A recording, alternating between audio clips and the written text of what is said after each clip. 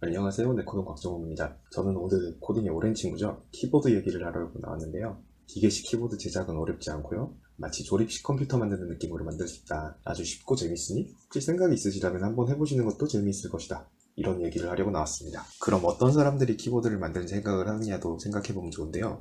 우선 적축도 너무 무겁다, 혹은 흑축도 너무 가볍다, 이런 분들도 있을 수 있고요. 아니면 키패드가 왼쪽에 있으면 더 좋을 것 같은데 하는 분들도 있을 수 있고요. 어떤 사람은 왼쪽 시프트를 쓰지 않는데 그럼 이 자리에 시프트 대신 다른 기능을 하는 키를 넣고 싶을 수도 있고요. 어떤 분들은 내가 키보드 만들면 더 예쁘게 만들 수 있을 것 같은데 하시는 분들도 있을 수 있죠. 그래서 이런 다양한 취향을 만족시키기 위해서 기계식 키보드 구조부터 어떤 부분을 커스텀할 수 있는지, 저는 어떻게 쓰고 있는지를 한번 말씀드리려고 합니다. 우선 구조부터 알아보겠습니다. 키보드를 뜯어보면 우선 메뉴에 키캡이 있고요. 아래에는 키보드 스위치와 보강판, 그리고 기판이 한 몸처럼 체결이 되어 있습니다. 그리고 이걸 하우징에 넣으면 키보드가 완성이 되는 거죠. 기판은 이런 식으로 스위치를 매트릭스 형태로 배열한 다음에 각 행과 열을 컨트롤러의 핀에 연결하는 식으로 만듭니다. 스위치가 닫히면 어떤 핀의 신호가 왔나를 보고 어떤 스위치에 입력이 일어났나를 알 수 있겠죠. 이 그림은 스위치와 보강판, 기판이 어떻게 하우징과 결합되는가를 설명합니다. 이 중에서 샌드위치 결합 정도가 직접 만들어 쓰기 좋은 결합 방식이고요. 대개 기성품들은 트레이 마운트를 많이 씁니다. 스위치도 한번 뜯어볼 건데요. 간단하게 생겼죠. 슬라이더가 위아래로 움직이면서 접점을 뗐다 붙였다 하게 됩니다.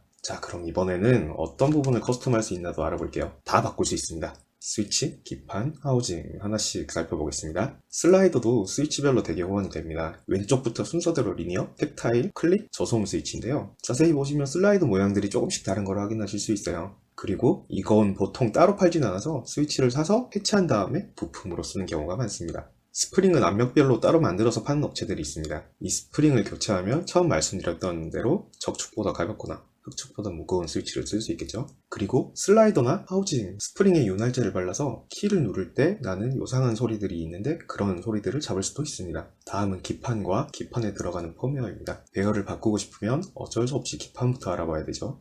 요즘은 기판을 만들어서 파는 업체나 개인들도 있습니다. 그래서 사다 쓰는 게 제일 편하고요. 이런 기판들은 아래 보시는 것처럼 지원하는 배열도 꽤 많기 때문에 적당히 시뮬레이션 해보고 맞는 기판을 찾아서 쓰시면 됩니다. 아무리 봐도 입맛에 맞는 게 없으면 만들어야 되겠죠. 저는 해본 적이 없지만 이렇게 직접 설계를 하고 기판 뽑는 업체에 주문을 하시면 어렵지 않게 뽑을 수 있다고 합니다. 그리고 아예 기판 없이 만들 수도 있습니다. 중요한 건 컨트롤러인데 컨트롤러는 사서 쓰면 되는 것이고 매트릭스는 직접 이렇게 와이어링을 해서 쓸 수도 있겠죠. 그리고 아주 옛날에는 텐키리스 키보드를 만든다고 풀배열 키보드를 썰기도 했었습니다. 여기 왼쪽 보시면 패턴이 잘려있고 곳에 와이어링 되어 있죠. 기판에 들어가는 펌웨어는 직접 만들거나 오픈소스 중에 가장 널리 쓰이는 QNK 펌웨어를 쓸 수도 있습니다. 사실 여기를 깊게 얘기하면 좋겠지만 시간 관계상 넘어가도록 하고요. 하우징은 알루미늄을 깎아서 쓰는 경우가 많습니다. 물론 개인이 하나 하기에는 좀 많이 비쌀 수도 있어서 사람을 모아서 여러 대 깎아서 쓰는 일이 많아요. 혹은 이렇게 2D 도면을 그려서 아크릴로 하우징을 만들 수도 있습니다. 이런 아크릴 하우징 도면은 공개된 것들도 꽤 많아서 찾기도 굉장히 좋아요. 아예 3D 프린터로 하우징을 뽑는 경우도 있습니다. 앞에서 보신 것처럼 평면 말고 곡면에 스위치를 꽂는 형태라면 아마 3D 프린터가 가장 좋은 선택지가 될 것 같네요. 그래서 저는 어떤 걸 해봤느냐, 우선 회사에서도 제가 직접 만든 걸 씁니다. 이런 배열로 기판을 만드신 분이 있어서 사서 썼고요. 텐키리 쓰고 완전 옛날 키보드에서 키캡을 빼다 썼습니다. 하우징은 도면 그려서 아크릴로 뽑아서 조립했고요. 스위치는 압력이 낮은 스프링으로 교체한 체리 적축을 썼습니다. 집에서 쓰는 키보드도 만들었습니다. 기판은 사서 썼습니다. 게임이 좀 잘 될까 싶어가지고 체리 은축을 사용했고요. 역시 스프링은 낮은 압력을 바꿨습니다. 또 게임하려고 스페이스바도 나눠 두신 걸 볼 수 있고요. 이것도 역시 아크릴로 하우징을 만들었는데 왼쪽 컨트롤 자리나 오른쪽 컨트롤이나 이런 제가 안 쓰는 키들은 그냥 하우징으로 막아버렸어요. 보강판은 다른 키보드 만들고 여분으로 챙긴 보강판이 있어서 그걸 재활용했습니다.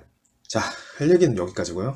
정리를 해보면 역시 기계식 키보드 만드는 게 어렵지 않습니다. 앞에서 말씀드렸듯이 스위치 스프링을 바꾸거나 나만의 배열을 만들어서 사용할 수 있고요. 더 궁금하신 게 있으시면 주변 분들 중에 키보드 좋아하시는 분들이 있을 수도 있으니 그분들께 물어보면 좋은 답변을 받을 수 있을 거예요.